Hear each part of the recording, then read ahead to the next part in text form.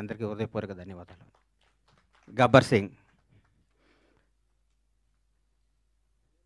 నా తల్లిదండ్రులు నాకు జన్మనిస్తే పవర్ స్టార్ పవన్ కళ్యాణ్ అనే ఆయన నాకు బతుకునిచ్చాడు. పవన్ కళ్యాణ్ గారి గురించి ఎంత చెప్పుకున్నా నేను తక్కువే. నేను ఆర్థికంగా ఎంత స్థాయికి వెళ్ళినా కానీ పవన్ కళ్యాణ్ లేకపోతే నాకు ఈ క్రేజు ఈ పేరు ఉండేది కాదు. మామూలుగా చిన్న చిన్న వేషాలు వేస్తూ ఉండి అప్పటికి కూడా ఏ రోజు కూడా బండ్లా గణేష్కి క్యారెక్టర్ కావాలి, ఈ క్యారెక్టర్ బండ్లా గణేష్ అనే స్థాయికి నా జీవితంలో రావటం జరగలేదు. వేషాలు వేయటం జరుగుతూ ఉండేది, రకరకాలు ఉండేది. ఒకనొక టైంలో అప్పుడు అసిస్టెంట్గా ఉన్న మా blockbuster director Harish Shankar గారు కూడా నాకు ఒక చింతకాయల రవి అనే సినిమాలో నన్ను రికమెండ్ చేసి అమెరికా పంపించారు. అప్పటి నుంచి మా సన్నిహిత సంబంధాలు మాకుండేవి.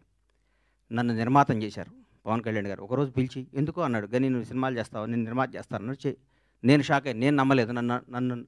నన్ను నేను నమ్ముకోలేని పరిస్థితిలో కూడా నన్ను నిర్మాత చేస్తే చాలామంది ఆయన అభివృద్ధి కోరుకుని ఆయన సన్నిహితులు కూడా నువ్వేంటే గణేష్ సినిమా చేయటం అంటే కూడా నేను మాట ఇచ్చాను, మాట తప్పను అని నన్ను నిర్మాతం చేసిన పవన్ కళ్యాణ్ గారికి ఈ సందర్భంగా ఇంకొకసారి పాదాభివందనాలు తెలియజేసుకుంటున్నాను. గబ్బర్ సింగ్ ఒక చరిత్ర. ఈరోజు మార్నింగ్ ఎక్కడో వాకింగ్ చేసి బయటకు వస్తుంటే, ఏందన్నా గబ్బర్ సింగ్ రిలీజు అంటున్నావు, టీవీలో వస్తుంది, గొడవ ఉంది, రెండో రిలీజ్కి ఎంత క్రేజ్ అయిందా అని అడిగాడు ఒక ఆయన. నేనన్నా, హిందువులకి భగవద్గీత, ముస్లింలకి ఖురాన్, క్రైస్తవులకి బైబిల్ ఎంత పవిత్రమైందో పవన్ కళ్యాణ్ అభిమానులకు కూడా గబ్బర్ సింగ్ ఎంత పవిత్రమైందిరా బాబు, అది అప్పుడు చిరస్థాయిగా గుండెల్లో ఉండిపోయేది అని చెప్పాను. దాని గురించి మనం ఏం చేయలేం. ఈ సినిమా అణువణువున ఏ బ్రహ్మ ముహూర్తాన భగవంతుడు ఈ ముహూర్తాన్ని క్లాప్ కొట్టించాడో కానీ ఏ బ్రహ్మ ముహూర్తం హరీష్ శంకర్ గురించి చెప్పాలి. హరీష్ శంకర్ అనేవాడు జీవితంలో కోపానికి పగకి తేడా ఉంటుంది. కోప్పడేవాడు ఎవడో హానికరదు. కోపం అనేది నీడపాము లాంటిది, అది కరిచిన ప్రమాదం లేదు. పగ అనేది నాగుపాము లాంటిది, కరిస్తే చచ్చిపోతాం. మేమందరం కోప్పడే బ్యాచ్ అది. మేము ఏదన్నా గబగబ మాట్లాడుతుంటాం కానీ మేము ఏది మనసులో పెట్టుకోం. మాకు ఆ క్షణం నా పని అయిపోవాలి, ఆ క్షణం అది అయిపోవాలి. అంతేగాని మాకు కోపమో మాకు ఈగోనో మాకు మాట్లాడటం రాదని మీరు అనుకోవద్దు.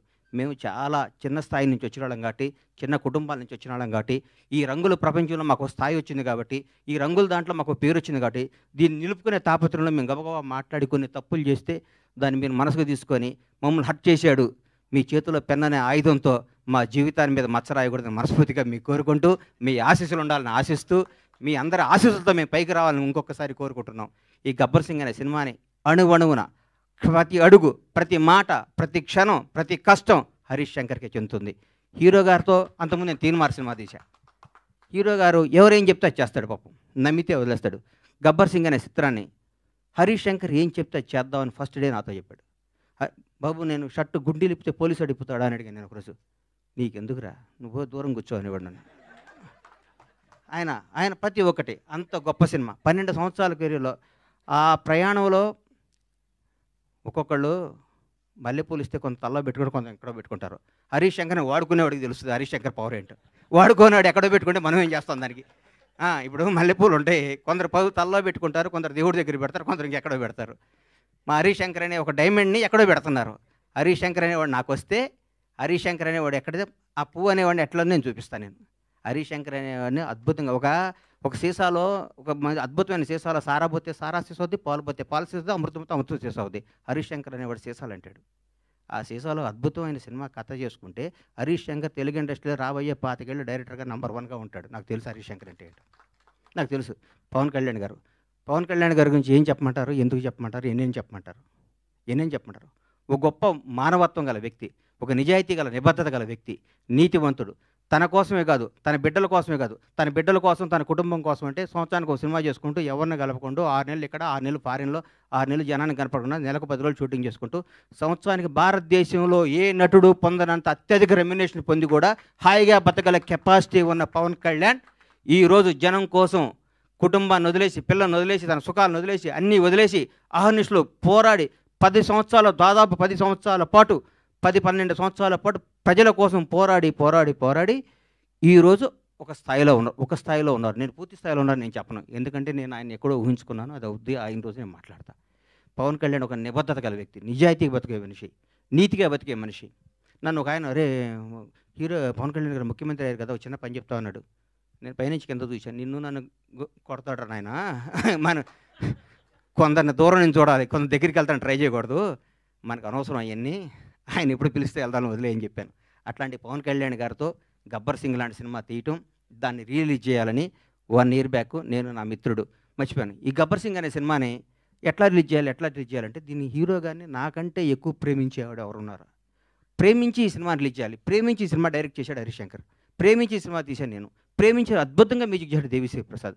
ప్రతి ఒక్కళ్ళు రమేష్ రెడ్డి గారు కానీ, సతీష్ కానీ, ఆ కోడేట్లు కానీ, మా బాబీ కానీ, రామారావు గారు కానీ, ప్రతి ఒక్కళ్ళు ఈ సినిమాకి మా విజయ్ కానీ డైరెక్టర్ అయ్యాడు విజయ్ కానీ ఒక్కళ్ళు కాదు మా హనుమంతరావు గారు కానీ, మా సుబ్రహ్మణ్యం కానీ, మా అయ్యప్ప కానీ, మా ప్రొడక్షన్ కానీ, మా టీం, మా శ్రీనివాస్ గారు కానీ, ప్రతి ఒక్కళ్ళు ఈ సినిమా ఇది కొట్టాలి సార్, ఇది కొట్టాలి, ఇది పండగ. ప్రతిరోజు మా ఇంట్లో ప్రతి షూటింగ్ అంటే పండగ జరిగే షూటింగ్. ఈ షూటింగ్లో హీరో గారు గుర్రం నుంచి పడబోయాడు. ఇక్కడ మన అది ఎవరన్నది గుజరాత్లో. షాక్ అయిపోయాను నేను. కింద పడితే ప్రాణం పోయేది ఆ రోజు పవన్ కళ్యాణ్ గారికి. ప్రాణం పోయేది. మాకు తెలియదు ఆ గుర్రం మా మాట ఏంటదని. డైరెక్టర్ ఉన్నాడు, నేనున్నాను. గుండె ఆగిపోయింది. ఆ రోజు పొరపాటున ఎన్ని ప్రమాదాలు తట్టుకున్నామండి ఈ సినిమాలో, ఎన్ని ప్రమాదాలు. ఎంత కష్టపడ్డాడండి హీరో గారు. డైరెక్టర్ ఏం చెప్తే చేయమన్నాడు, ఏం చెప్తే చేశాడు. ఏం జనం దీనికి బ్రహ్మరథం పట్టారు. పవన్ కళ్యాణ్ కడుపు నిండా ఒకే రోజు బిర్యానీ, చికెన్ బిర్యానీ, మటన్ బిర్యానీ అన్ని కలుపుకొని కడుపు నిండా నిద్రపోయిన ఈ సినిమాని ఈ విధంగా రిలీజ్ చేయటం నా అదృష్టం. మా సత్యనారాయణ గారికి, ఈ సత్యనారాయణ గారిని ఎందుకు ఎన్నుకున్నానంటే జనసేన నాయకుడు ఆయన. పవన్ కళ్యాణ్ గారిని నాకంటే ఎక్కువ అభిమానించేవాడు. పవన్ కళ్యాణ్ గారిని నాకంటే ఎక్కువ ఉన్నత స్థాయిలో చూడడానికి గొడవ కూడా చేసేవాడు. అట్లాంటి ఆయన చేతిలో ఈ సినిమా పెడితే అద్భుతంగా ఉంటుంది. ఈ సినిమాని ప్రతి ఒక్కరూ ఈరోజు రిలీజ్ అయిందనే విధంగా చూసే విధంగా ఈరోజు ఇంత క్రేజ్ రావటం అంటే, గబ్బర్ సింగ్ రిలీజ్ అప్పుడు ఎన్ని ఫోన్లు వచ్చినా అన్ని ఫోన్లు వస్తాయి, నాకు టికెట్లు అని. నేను థియేటర్లకు ఫోన్ చేసిన టికెట్లు, సార్ ఇది సెకండ్ రిలీజ్ అని మేము ఆల్రెడీ అన్ని పెట్టేస్తే మొత్తం అయిపోయినాయి సార్, మాకే టికెట్లు లేవు అంటున్నారు వాళ్ళు. నేనేం చెప్పాలి, నాకు అర్థం కావట్లేదు. థియేటర్లు పెంచుతున్నాం, అద్భుతంగా చేస్తున్నాం. ఇది సినిమాని ఇంకొకళ్ళు రిలీజ్ చేయాలంటే కూడా గబ్బర్ సింగ్ అంత కలెక్షన్ రావాలని అనుకొని రిలీజ్ చేసే స్థాయిలో ఉంటుంది ఈ సినిమా రిలీజ్. ఏ సినిమా రిలీజ్ గబ్బర్ సింగ్లా కలెక్ట్ చేస్తండి అని ఏ సినిమా అయినా ఈరోజు తెలుగు సినిమా రంగం భారతదేశంలో తెలుగు సినిమా రంగం వైపు చూస్తున్నారు. ఒకప్పుడు బాంబే అనేవాళ్ళు, తమిళనాడు, చెన్నై ఎట్లా అనేవాళ్ళు. ఈరోజు ఇండియన్ మొత్తం ఒక రాజమౌళి, ఒక సుకుమార్, ఎంతోమంది, ఒక మన నాగశ్విన్, అద్భుతమైన డైరెక్టర్లు మన ఇక్కడి నుంచి వెళ్తున్న. భారతదేశం మొత్తం తెలుగు వాడిని చూసి తెలుగు నిర్మాత, తెలుగు డైరెక్టర్, తెలుగు యాక్టర్ని గర్వంగా చూస్తున్న స్థాయికి వస్తే ఈ రంగంలో నేను 7 సంవత్సరాల సినిమా తీయడం చాలా బాధ అనిపిస్తుంది. నేను తప్పు చేశాను, నన్ను క్షమించాలి. నేను సినిమాలు తీస్తా, నేను సినిమాల్లోనే పుట్టాను, సినిమాల్లోనే ఉంటాను. సినిమానే నా వ్యాపకం, సినిమానే నా జీవితం, సినిమానే నా ఆశ. బ్లాక్ బాస్టర్ల సినిమాలు తీస్తా, బ్లాక్ బాస్టర్స్. ఇండస్ట్రీ మొత్తం బండ్లా గణేష్, పరమేశ్వర ప్రొడక్షన్స్ అంటే ఏందో మళ్ళీ చూపిస్తానికి అదే సంకల్పంతో బతుకుతానని మీ అందరూ ఆశీస్సులు కావాలి, మీ అందరూ అభిమానం కావాలి, మీ అందరూ ప్రోత్సాహం కావాలి. ఎక్కడెక్కడ నేను చిన్న తప్పులు చేస్తే నన్ను క్షమించి నన్ను రెక్టిఫై చేయాలి, కానీ దాని మీద రాయకూడదు మీరు. అది నా విన్నపం. ఎందుకంటే వీడు దొరికాడని రాస్తారు, అది నా విన్నపం. అందుకని థ్యాంక్ యూ. ఈ సినిమాను ఆదరించి మళ్ళీ